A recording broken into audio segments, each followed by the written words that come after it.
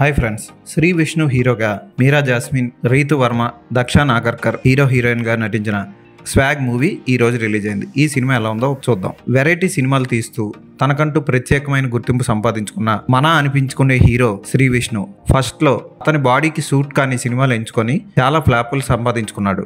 ఆ తర్వాత తనలో టాలెంట్, తనకి సరిపడే కథల్ని ఎంచుకుంటూ మినిమం గ్యారంటీ సినిమాలు తీస్తూ అందరినీ ఆకర్షిస్తున్నాడు. ఈ మధ్య సామాజ వర్గంన లాంటి మంచి ఫ్యామిలీ కామెడీ ఎంటర్టైనర్తో అందరినీ అలరించి శ్రీ విష్ణు స్వాగ్ సినిమాతో ముందుకొచ్చాడు. ఈ సినిమా పేరు ఇంగ్లీష్ పేర్లో అనిపించిన సినిమా ఎలా ఉందో చూసిన తర్వాత మనకి అర్థం అవుతుంది. ఇది స్వాగనిక వంశానికి చెందిన కథ. 1550 సంవత్సరంలో మగవాళ్ళు ఆడవాళ్ళని గుప్పిట్లో పెట్టుకుని రాజ్యం చెలాయిస్తూ ఉంటారు. అయితే నపుంసకుల్ని చంపేస్తూ ఉంటారు. అటువంటి రాజే భవభూతి మహారాజు. అతను కూడా ఒక నపుంసకుడిని చంపుతాడు. ఆ తర్వాత ఏం జరిగింది? అతని తర్వాత వంశంలో అందరూ ఆడపిల్లలే పుట్టారా, మగపిల్లలు పుట్టారా? మగపిల్లలు పుడితే ఏమైంది? చివరికి ఆడ మగ మధ్య ఉన్న తారతమ్యం చెరిగిపోయిందా, ఇంకా కొనసాగుతూనే ఉందా? సింగ అనుభూతి మధ్య కథ ఏంటి అన్నది సినిమా చూసి తెలుసుకోవాలి. ఈ సినిమా స్టార్టింగ్ లో మనకి ఏం చూస్తున్నామో అర్థం కాదు. మెల్లిమెల్లిగా కథలోకి తీసుకెళ్తాడు హసిత్ గోళి. దర్శకత్వం బాగుంది. సినిమా అక్కడక్కడ నవ్విస్తూనే డిఫరెంట్ గెటప్లతో ప్రతి పావు గంటకు ఒకసారి మంచి ట్విస్టులతో సాగుతూ కాలాలు మారిపోతూ కథ కూడా మారిపోతూ ఉంటుంది. చూసేటప్పుడు మనకి ఏ కాలం నుంచి ఏ కాలంలోకి వెళ్తున్నాం, టైం మిషన్ వేసుకొని వెళ్తున్నాం అన్న ఫీలింగ్ కలుగుతుంది.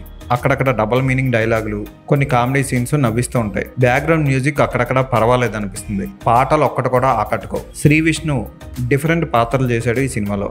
ఆ 5 పాత్రలు కూడా ఆకట్టుకుంటాయి. సింగ పాత్ర కూడా బాగుంటుంది. భవభూతి పాత్ర కూడా ఓకే అనిపిస్తుంది, అక్కడక్కడ నవ్విస్తుంది. రీతి వర్మ పెద్దగా చేయడానికి ఏమీ లేదు, ఆమె ఆ పాత్రకి అస్సలు సూట్ కాలేదు. దక్ష చూడడానికి బాగుంది. మీరా జాస్మిన్ మిగతా వాళ్ళు పర్వాలేదు అనిపించేలా నటించారు. సునీల్, రవిబాబు, శరణ్య ఓకే అనిపిస్తారు. సెకండ్ హాఫ్కి వచ్చేసరికి సినిమా బాగా ఆకట్టుకుంటుంది. కాకపోతే క్లైమాక్స్ అర్ధాంతరంగా ఆపేసినట్లు, ఇంకా మేము తీయలేం, ఇక్కడతో ఆగిపోద్ది, ఇంకా చాలా ఏదో ఒకటి రిలీజ్ చేసేద్దాం అన్నట్టు సినిమాని రిలీజ్ చేసినట్లు అనిపిస్తుంది. స్క్రీన్ ప్లే కొంత కన్ఫ్యూజింగ్గా ఉన్న కాన్సెప్ట్ మంచిది. ఫస్ట్ హాఫ్ కొంచెం స్లోగా అర్థం చేసుకోవడానికి, ఆ వరల్డ్లోకి వెళ్ళడానికి టైం తీసుకుంటుంది. ఆ తర్వాత సినిమా చాలా బాగుంది అనిపిస్తుంది. కానీ ఇటువంటి సినిమాలు మన తెలుగు ప్రేక్షకులకి అరటిపండు తొక్క ఒలిచి పండు చేత్తో తీసి నోట్లో పెట్టి నవలమంటే తప్ప నవలే రకం కాదు మన తెలుగు ప్రేక్షకులు. ఇలాంటివి మలయాళంలో బాగా ఆడతాయి, తమిళ్లో కూడా ఓకే ఒక మోస్తరుగా ఆడతాయి. మన వాళ్ళకి చాలా క్లియర్గా చెప్తే తప్ప అర్థం కావు. అంటే మన వాళ్ళకి, మన తెలుగు ప్రేక్షకులకి ఇంటెలిజెన్స్ ఉపయోగించి చూసే సినిమాలు అర్థం అవ్వవు. నేను సాధారణ తెలుగు ప్రేక్షకుని, నాకు ఇప్పటికీ టెనెట్, ఇన్సెప్షన్ లాంటి సినిమాలు కరెక్ట్గా అర్థం కాలేదు. సో మన తెలుగు ప్రేక్షకులకి, వాళ్ళ బుర్రలకి అర్థమయ్యే సినిమా ఇది ఖచ్చితంగా కాదు. కొంత ఇంటెలిజెన్స్ ఉపయోగించి చూడాలి. ఏదైనా కాన్సెప్ట్ మాత్రం అందరికీ అర్థం అవుతుంది. ఒకసారి ఈ సినిమాని చూడొచ్చు. ఈ సినిమాకి నేను ఇచ్చే రేటింగ్ 3/5.